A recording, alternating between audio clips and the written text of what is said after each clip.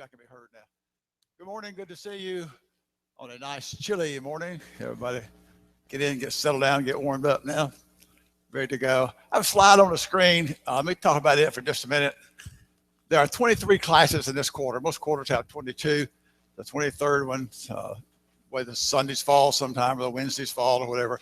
So I got to put together a 23rd class because I don't have one.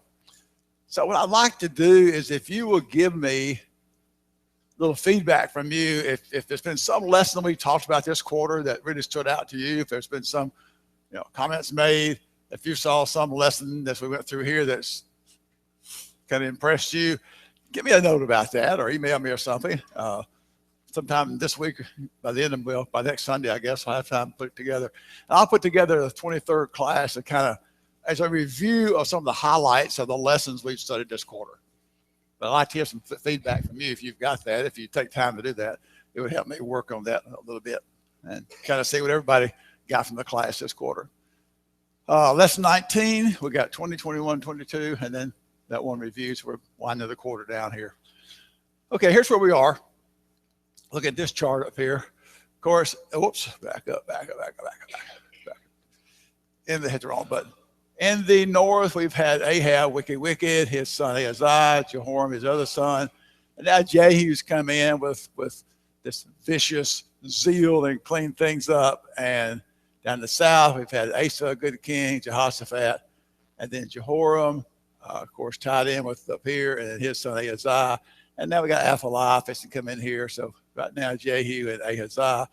Call your attention to this chart across the bottom. It's got the dates on it. If you can read them up there, if you can or not, but that 850 here down to 650, but we're in the 840 or so BC, 840 years before Christ, roughly time frame.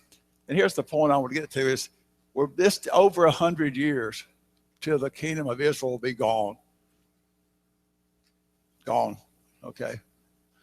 In just over 100 years. So, and we'll talk about that time frame a little bit this morning when we we're going to talk about this Syrian empire, this nation here. It's going to come in. We'll talk about them some this morning as we get into the class. All right, there's a little chart we've been using. Of course, Jehu is now a king in Israel, and Ahaziah had just been killed by Jehu, so that means Athaliah is coming in, taking over now in the south. Let's kind of get a review from last time. Jehu was killed. Jehoram from the north and Ahaziah in the south. And they're supposed to wipe out the entire family of Ahab. So he's told the people in Samaria, said there's 70 sons that you've got there of Ahab that you're keeping and training and bringing up. Said, I want their heads. So they do that. They cut the heads off and bring them and put them in two piles of heaps near Jezreel. We can't imagine something like this going on. And he's wiped out the house of Ahab in that process. And this is, I think, the third time we've seen a dynasty totally end in the north because of their disobedience there. We introduced this gentleman named Jehonadab that was with Jehu part of the time. We know nothing else about him except over in Jeremiah 35. His family is referred to in a comparison between the way they did obey what their fathers wanted to do versus Israel and their disobedience to what God wanted to do. Athaliah, this daughter of Ahab and Jezebel that married the king from Judah, when she hears her son's been killed, of course her husband was on the throne, then her son was on the throne, and now they're all wiped out. So she decides to take over. So she kills all of her living grandchildren, wipes out where nobody can be on the throne except her, and she proclaims herself as being the ruler in Judah. So now we have Jezebel over there. Yes, sir.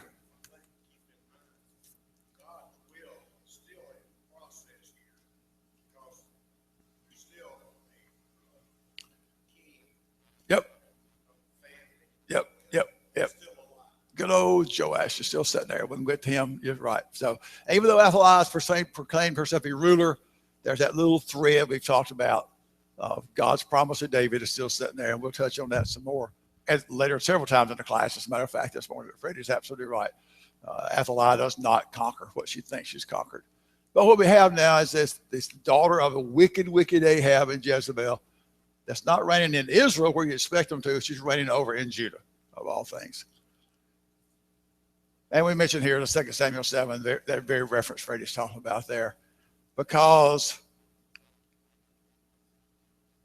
Ahaziah's sister, Jehosheba, the wife of the priest, Jehoiada, and she's taking this infant son of Ahaziah that Athaliah thought she killed, and she didn't. And she hid him away, and she hides him away for 7 years until he is put on the throne there. So we'll get to him a little bit later in the class this morning, as a matter of fact. Now, back into Israel, Jehu's the king now. He gets all the Baal worshipers to come together for this great big feast where he's going to have this big sacrifice and things to honor Baal. He's doing it deceitfully. That's not their intent, but it's what it looks like. So he brings all the Baal worshipers together, puts them in the temple, says, don't want any worshipers of Jehovah here. So it's strictly got Baal people there. And then with the temple filled with all of them, he has 80 soldiers stationed outside. And if the signal time comes in, he sends them in and they wipe out all the Baal worshipers. So he is taking care of that now in Israel, not in Judah, but in Israel there. It's a little statue, a little image of Baal that was uncovered through the archaeology several years ago. This is just a small version of it that might be in a household or something like that. So what's Jehu done? Well, Jehu has wiped out all the house of Ahab, like God told him to. That's very specific instructions from the prophet, which would go wipe them out. He's wiped out Baal worship, which would be a very, very good thing to do. Things looking pretty good in Israel right now, better than it has in a long time, seems like. And Jehovah even tells Jehu that your sons will be on the throne for the 4 generations because things aren't going so well.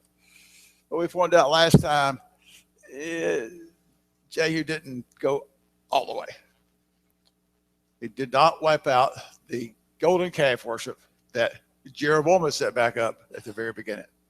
So they're still worshiping the golden calves, not going back to Jerusalem, the temple, and worshiping as they should. And I talked a lot last Wednesday night about Jehu and his zeal, where he said, come up to my chariot and see my zeal for the Lord. And Jeff made a point to me after class that's very valid. The inspired writer does not mention Jehu's zeal. Jehu said, come up and see my zeal. Okay. I base my comments mainly on this because he did do what God told him to wipe out the house of Ahab. And he did wipe out the Baal worship, which was good. So he was showing zeal, but we made a point very clearly that it was very misguided zeal. It was zeal as long as he was doing what he wanted to do for God.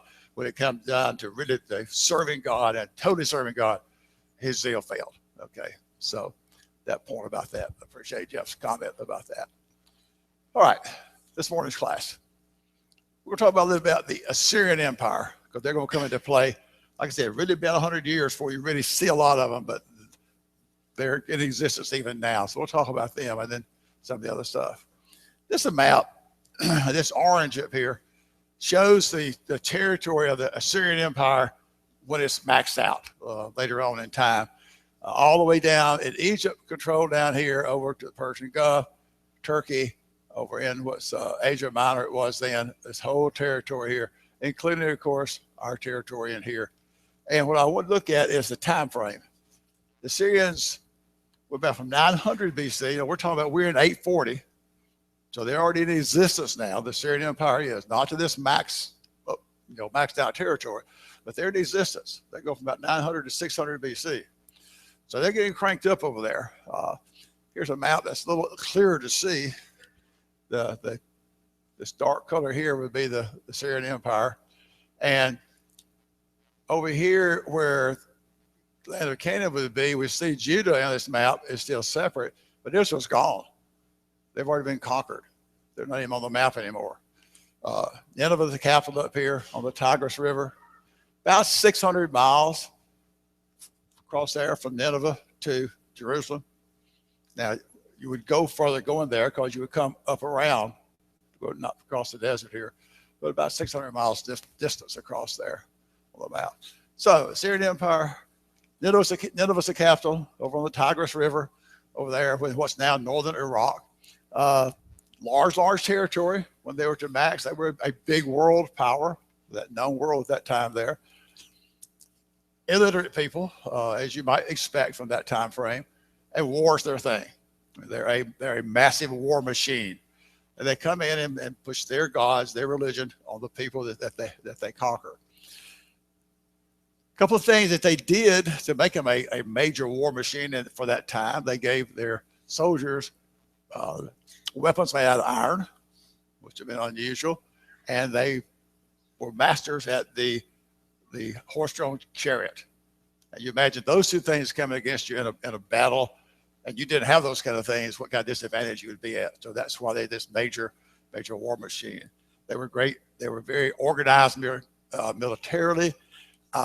Hundreds of thousands of people in the army.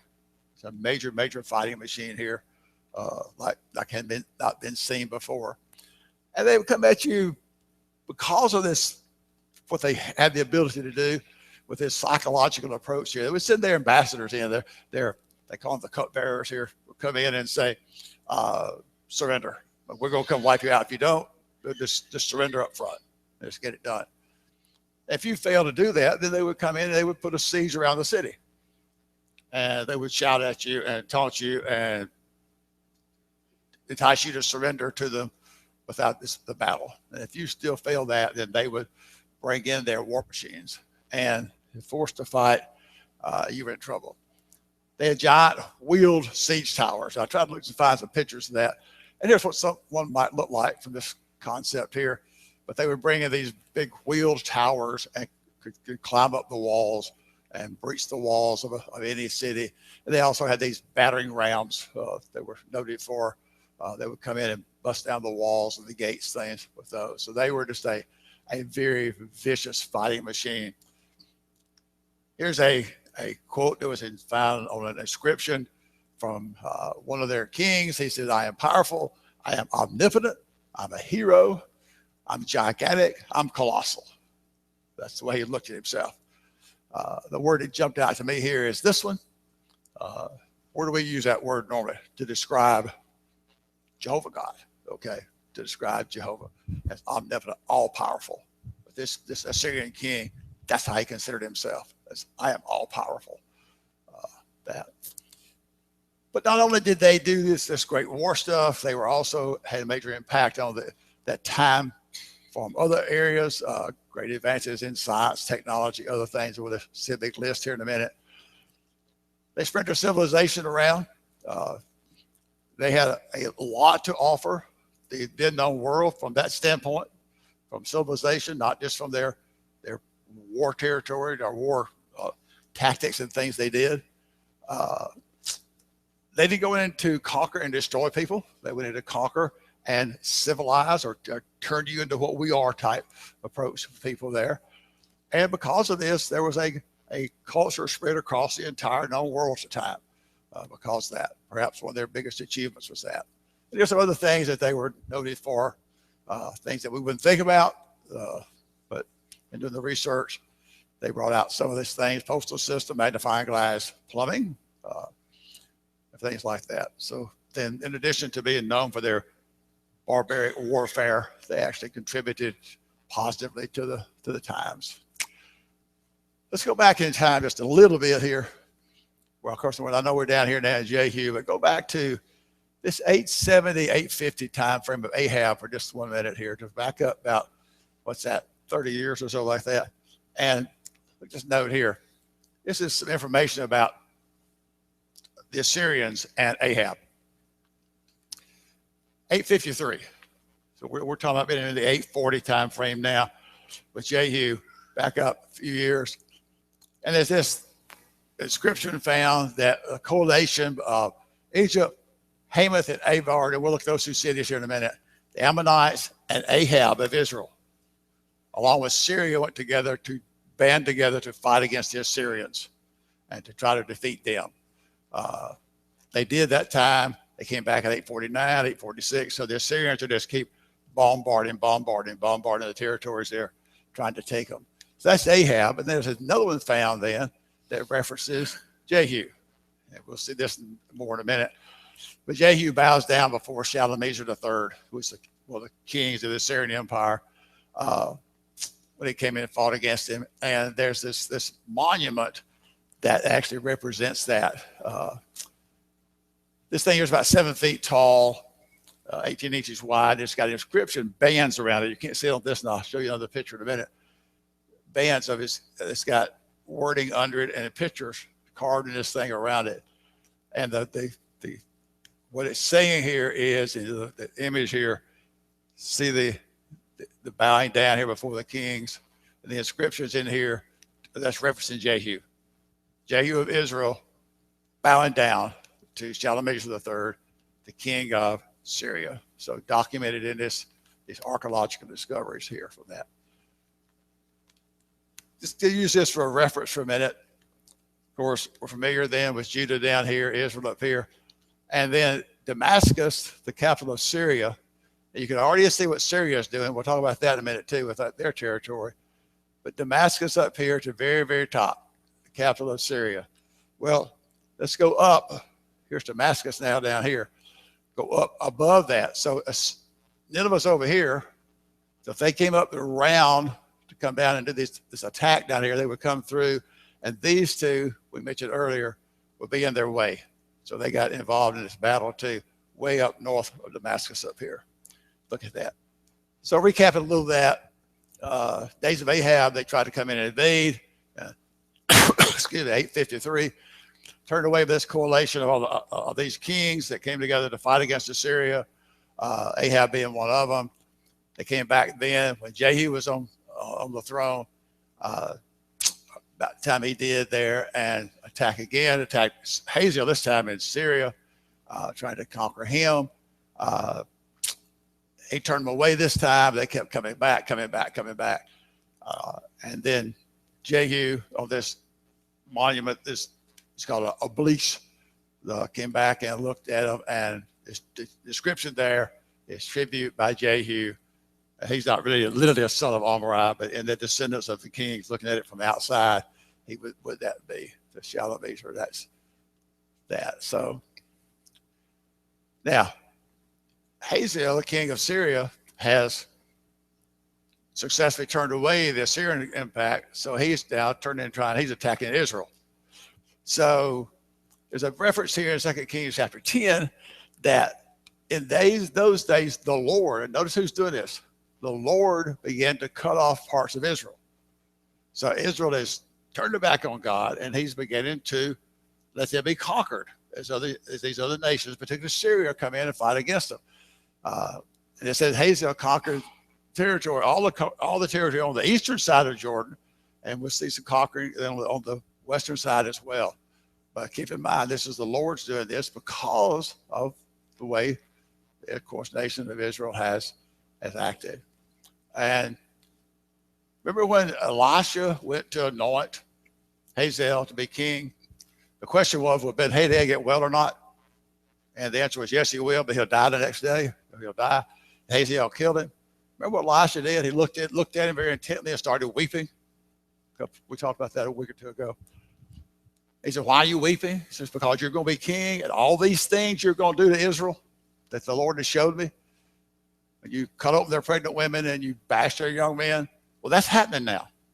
Because Hazael has come in, and this very passage here in 2 Kings 10, that's what he's doing. He's coming in and conquering the territory of Israel, just like Elisha said he was going to. So here's Israel down here. And this is the territory, and this is just a map, kind of dates just a few years past where we are now, but not much, very close. And look here. What's this? Here's Mount Carmel. This is that Jezreel Valley we talked about several times. It's gone. It's not even colored like Israel is now. It all belongs to the yellow. That's Syria over here. So Israel as a nation, territory-wise, is sinking down, smaller and smaller. God's cutting them off. They've cut off God. He's cutting them off, literally. Okay, so the narrative now. Jehu Jehu reigns 28 years. He's the king in Israel, and he's buried there in Samaria. Jehoahaz is his son. So that's another name we can add to our list now. Jehoahaz is the son of Jehu. Got a new dynasty. Jehu's the first king. Jehoahaz the second. We're going to get 4 generations of four generations of Jehu's sons. Jehoahaz being the first one, be on the king, on the throne here. Now, go back to what Freddie's talking about over here. Athaliah. What's going on with Joash and Athaliah? Well, Athaliah has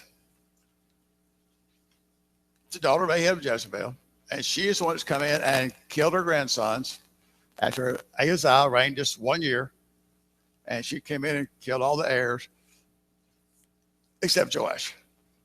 Joash was an infant and was hid in the house of the Lord. That phrase is used over and over and over through these chapters here. The house of the Lord was hid there and was not killed. He was 6 years old when he was hid. The house of the Lord.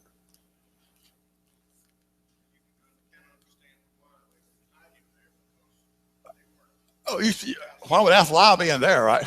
No, she'd be in the house of Baal over here, the temple of Baal. And we'll see that destroyed in this very chapter here. Yeah, a safe place as any because she's not going to come there, that's for sure. That's just come to steal some gold things out of there or something. So Joash is hidden there in the house of the Lord. And now it's time. Time has passed. And so Jehoiada decides it's time to make him king. Athaliah's been reigning here about 7 to 8 years because he was just an infant, and now he's, I think, 7 years old, if I remember right. And so Jehoiada the priest talks to the captains of the guards. These would be the Levites. They guard the temple, they guard the king, and guard the possessions around the temple and things like that. It's on the Sabbath. There's a shift change coming in. They come in and work for a week at a time, and it's time for this change. So he works up the plan that when one group of guards is going off duty, the other groups come in on duty, where you got a double force there, extra people on duty, that shift change, if you will. That's when they're going to bring out Joash and present him as being king. Well, he's got extra help there, if you will.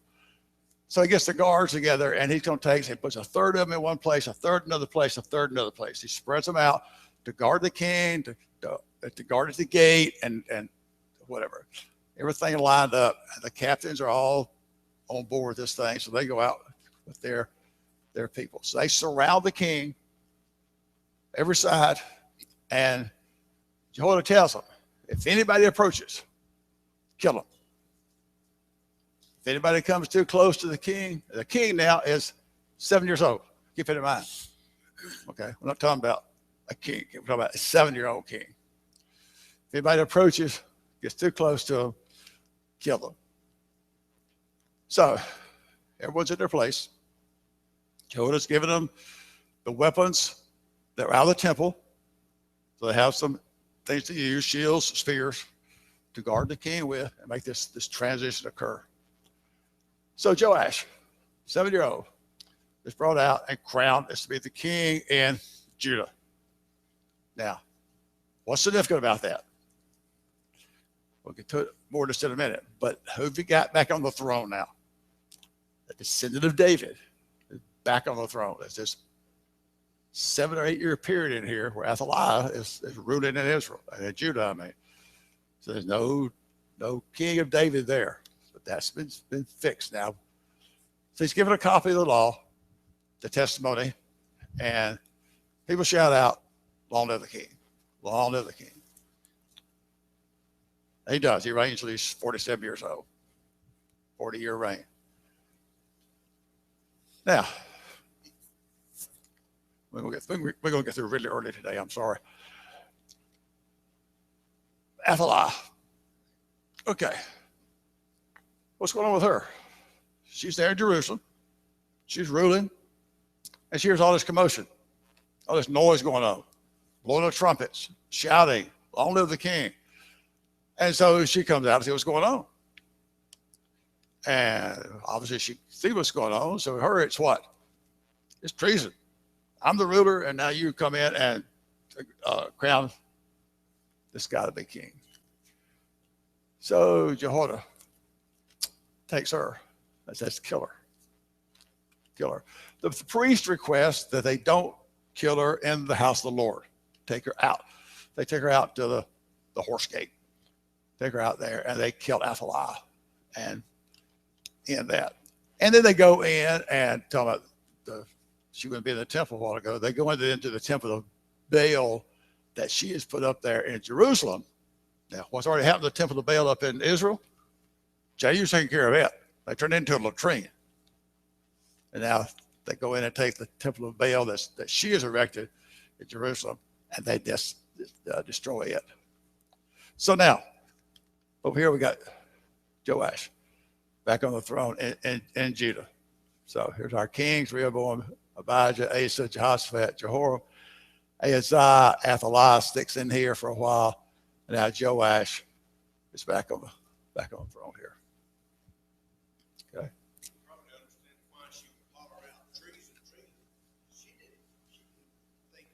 Oh, she didn't know he existed. Surprise, surprise, right? Yeah. To put anybody on the throne, Athaliah thought she killed all the grandkids. I mean, where'd this guy come from, type thing? Well, we know where he came from. Okay. And we'll get to it right here, a couple of verses. 1 Chronicles 22:10. This is David talking to Solomon. And it's a kind of a parallel to what goes in 2 Samuel chapter 7. David talking to Solomon and telling him what the Lord has told him is going to happen. David says, he shall build a house for my name. He, being Solomon, will build a house for Jehovah. He shall be my son. I'll be his father. And I will establish the throne of his kingdom over Israel forever. Now, don't let Israel throw you off there. It's not talking about the northern kingdom. It's talking about Israel, the descendants of Abraham, Isaac, Jacob. It's talking about the nation of Israel, over Israel forever. So, again, like I said, parallel to what's in 2 Samuel chapter 7. How long is it going to last? It's going to last forever. Again, that's a dual meaning. It doesn't mean that the physical throne is going to be there forever, like in eternity, but it does mean the spiritual side will be there forever. And then look at Psalms 29. We got this in a minute. Look at Psalms 29 for just a minute. Oh, excuse me, 89. Psalms 89. This is a psalm written by Ethan.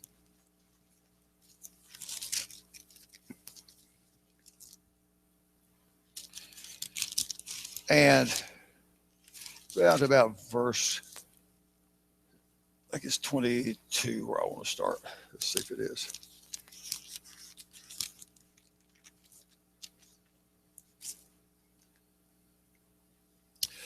Let's go back to 19. Again, I've got a note scribbled in my Bible note from here about 2 Samuel 7. Ties back into this same thing. Verse 19. You spoke in a vision to your Holy One and said, I have given help to one who is mighty. I've exalted one chosen from the people. I have found my servant David. My holy oil I have anointed him, with whom my hand shall be established. Also my arm shall strengthen him. The enemy shall not outwit him. The son of wickedness, nor the son of wickedness afflict him. I will beat down his foes before his face and plague those who hate him. That's all. We're talking about David, what God's going to do for him. But my faithfulness and my mercy shall be with him.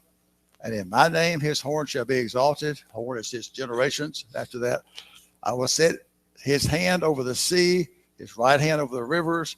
He shall cry to me, you are my Father, my God, the rock of my salvation.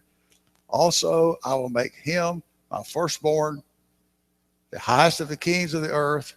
My mercy I will keep for him forever. My covenant shall stand firm with him. His seed also I'll make to endure forever, and his throne shall be as the days of heaven. If his son forsake my laws, and he goes on through it from there.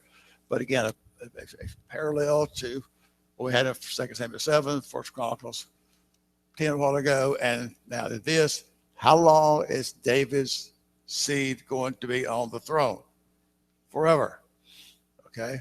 And in the spiritual sense, that is forever through Christ. Okay? So back to the very point Freddie made a while ago to start with. It's come down to kind of wrap the thing up. I'm a bit early.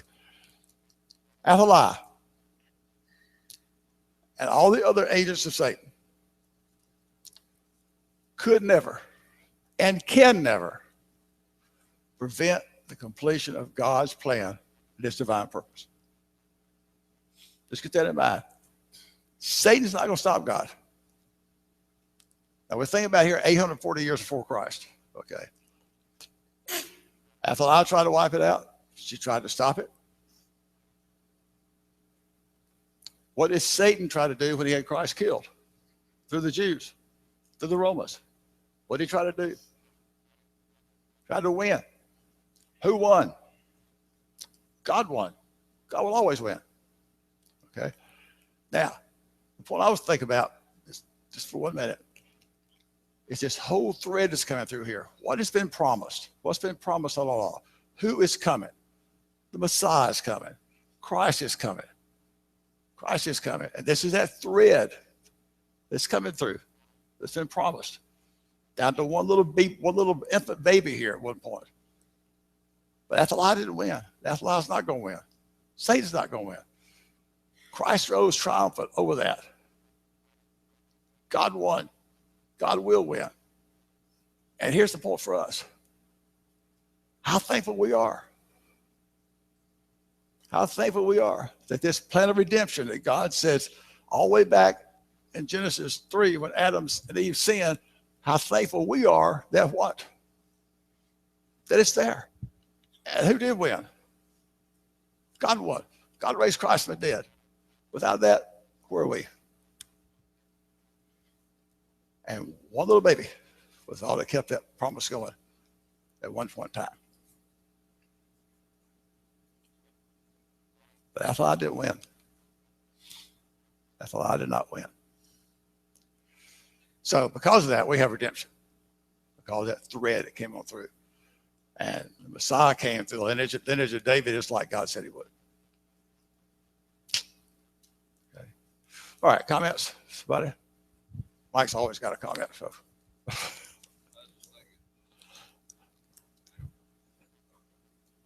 child was Isaac, Abraham. Yeah, oh yeah. Had to exercise his faith. Well, offer Isaac, but God wouldn't let him. Asked him to, wouldn't let him because he made the promise. Here he had committed to receive Noah. Probably did something really expected to do to protect the promise of God. That's what we can. We take that to get it. We're going to follow protect the promise of God. Yeah. Mike's got it. Mike can take 2 points. Not only did the promise here come down to this thread, go back to Abraham offering Isaac. Abraham had been told through this son, through Isaac, your seed will be blessed. Yet, go kill him, right? How's it going to happen? Well, don't worry about it. And Abraham did. Abraham says, we will come back to you. Abraham knew God would take care of his promise. The second point Mike makes is really something we need to think about. This baby, Joash, did he save himself from Athaliah? He didn't do it. He had no way of doing it. Who did? Who stepped up? Jonadab and Jehosheba, the priest and his wife. What if they hadn't done that?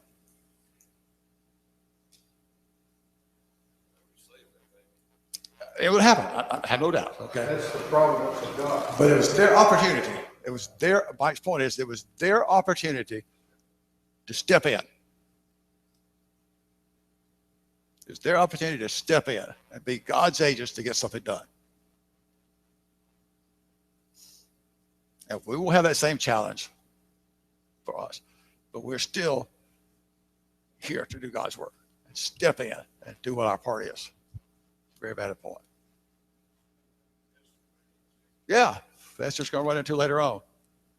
This is the time that you come to the kingdom. Yep. different. And you can basically make it, sit here and think through all the different ones that have come through history like that, where people have stepped up and taken their part. But yeah, this couple did their thing. Psalms 89, we talked about earlier, talks about the throne seat lasting forever.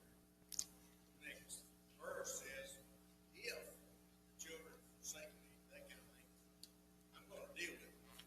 But it goes on to say in verse 30, nevertheless, come out of this, will not overtake from you or suffer my faithfulness. Yep. Not going to happen. God's going to Yep. Okay. Anything else this morning? Anybody? Sure. Oh yeah. Yeah. Right. Yeah. Done that one little thing. Yeah. Agree. And there's lots of them. Just go through different times. People stepped up. Challenge for us. Step up and do our part. All right. We got about 3 minutes. Thank you.